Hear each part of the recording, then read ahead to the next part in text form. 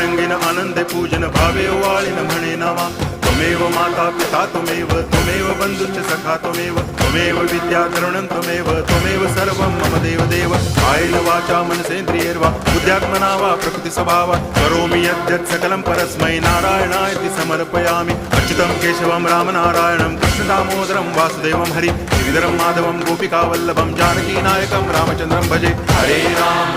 Ram